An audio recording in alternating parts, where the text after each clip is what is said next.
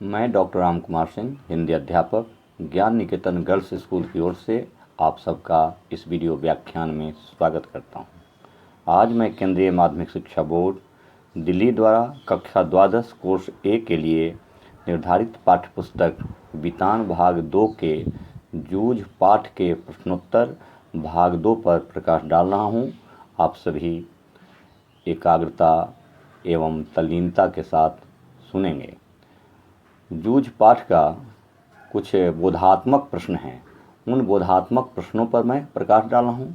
इसमें पहला प्रश्न है, 5वीं कक्षा में दोबारा पढ़ने आए लेखक को किन कठिनाइयों का सामना करना पड़ा? जूझ कहानी के आधार पर स्पष्ट करें। उत्तर मैं बता रहा हूँ। जो लड़के 4वीं कक्षा पास करके कक्षा में आए, लेखक उनमें से गली के 2 लड़कों के सिवाय और किसी को जानता तक नहीं था। जिन लड़कों को वह कम अक्ल और अपने से छोटा समझता था, उन्हीं के साथ अब उसे बैठना पड़ रहा था। वह अपनी कक्षा में पुराना विद्यार्थी होकर भी अजनबी बनकर रह गया। पुराने सहपाठी तो उसे सब तरह से जानते थे, मगर नए लड़कों ने तो उसकी धोती, उसका गमछा, उसका थैला आदि सब चीज़ों का मजाक उड़ाया करते थे। तो यानी मजाक उड़ाना प्रारंभ कर दिया था उसके मन में यह दुख भी था कि इतनी कोशिश करके पढ़ने का अवसर मिला तो उसके आत्मविश्वास में भी कमी आ गई।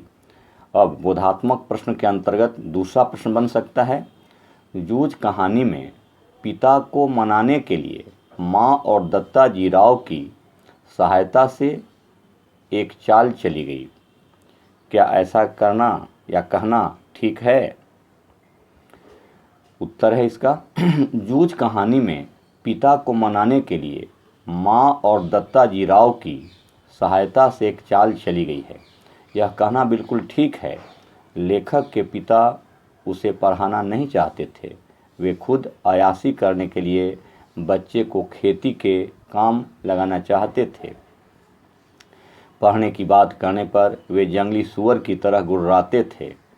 उन पर दत्ता जी राव का दबाव ही काम कर सकता था। अतः लेखक की माँ व दत्ता जी राव से मिलकर उन्हें मानसिक तौर पर घेरा और आगे पढ़ने की स्वीकृति ली। यदि यह उपाय नहीं किया जाता तो लेखक कभी शिक्षित नहीं हो पाता। इस पाठ से दूसरा प्रश्न बन सकता है। अगला प्रश्न यानी तीसरा प्रश्न, जूझ कहानी में चित्रित ग्रामीण जीवन का संक्षिप्त वर्णन अपने शब्दों में करें। तो इसका मैं उत्तर बता रहा हूँ। जूझ कहानी में ग्रामीण जीवन का यथार्थपरक चित्रण किया गया है। गांव में किसान, जमींदार आदि कई वर्ग हैं। लेखक स्वयं कृषि कार्य करता है। उसके पिता बाजार में गुड़ के ऊंचे भाव पाने के लिए गन्ने की पेराई जल्दी करा देते हैं। गांव में पूरा परिवार कृषि कार्य में लगा रहता है, चाहे बच्चे हों, महिलाओं हों या वृद्ध। कुछ बड़े जमींदार भी होते हैं जिनका गांव पर काफ़ी प्रभाव होता है। गांव में कृषक बच्चों की पढ़ाई लिखाई पर कम ध्यान देते हैं। ग्रामीण स्कूलों में बच्चों के पास कपड़े भी पर्याप्त नहीं होते। बच्चों को घर व स्कूल का काम करना पड़ता है।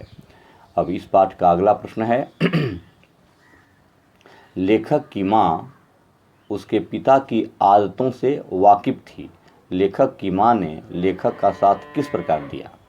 उत्तर है इसका, लेखक की माँ अपने पति के स्वभाव से अच्छी तरह वाकिफ थी, यानी परिचित थी। वह जानती थी कि वह अपने लड़के को पढ़ाना नहीं चाहता। पढ़ाई की बात से ही वह बरहेला सूअर की तरह गुर्राता है।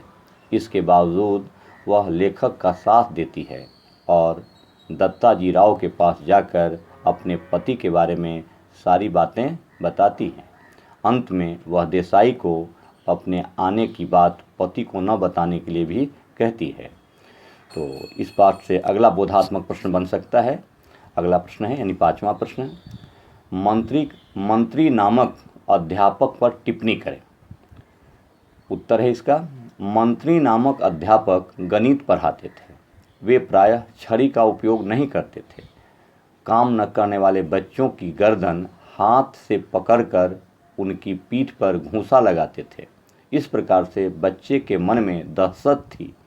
शरारती लड़के भी शांत रहने लगे थे। ये पढ़ने वाले बच्चों को प्रोत्साहन देते थे।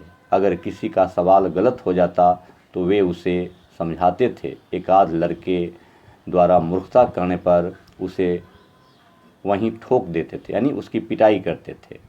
उनके डर से सभी लड़के घर से पढ़ाई करके आने लगे। अगला प्रश्न है, वसंत पाटिल कौन है? लेखक ने उससे दोस्ती क्यों और कैसे की? इसका उत्तर मैं बता रहा हूँ। वसंत पाटिल दुबला पतला परंतु होशियार बालक था। वह स्वभाव से शांत था तथा हर समय पढ़ने में लगा रहता था। वह घर से पूरी तैयारी करके आता था तथा उसके सभी सवाल ठीक होते थे। वह दूसरों के सवालों की जांच करता था। उसे कक्षा का मॉनिटर बना दिया गया था। लेखक भी उसकी देखा देखी मेहनत करने लगा। उसने बस्ता व्यवस्थित किया, किताबों पर अखबारी कागज़ का कवर चढ़ाया तथा हर समय पढ़ने लगा। उसके सवाल भी ठीक निकलने लगे। वह भी वसंत पाटिल की तरह लड़कों के सवाल जांचने लगा। इस तरह दोनों दोस्त बन गए तथा एक दूसरे की सहायता से कक्षा के अनेक काम करने लगे। अब इस पाठ का अगला प्रश्न बन सकता है जो बोधात्मक है। प्रश्न संख्या 7, लेखक का पाठशाला में विश्वास कैसे बढ़ा? जूझ कहानी के आधार पर स्पष्ट करें। तो इसका मैं उत्तर बता रहा हूँ। जब लेखक को वसंत पाटिल के साथ दूसरे लड़कों के सवाल जांचने का काम मिला तब उसकी वसंत से दोस्ती हो गई। अब ये दोनों एक दूसरे की सहायता से कक्षा के अनेक काम निपटाने लगे। सभी अध्यापक लेखक को आनंदा कहकर बुलाने लगे। यह संबोधन भी उसके लिए बड़ा महत्वपूर्ण था। मानो पाठशाला में आने के कारण ही उसे स्वयं का नाम उसने सुनने को मिला। अर्थात पाठशाला में आने के कारण ही उसे स्वयं का नाम सुनने को मिला। आनंदा की कोई पहचान बनी। एक तो वसंत की दोस्ती, दूसरा अध्यापकों का व्यवहार। इस कारण लेखक का अपनी पाठशाला में विश्वास बढ़ने लगा। तो यह रहा बोधात्मक प्रश्न, 7 प्रश्न, और इससे बोधात्मक प्रश्न बनेंगे और उसका उत्तर मैं अगली कक्षा में बताऊंगा। धन्यवाद।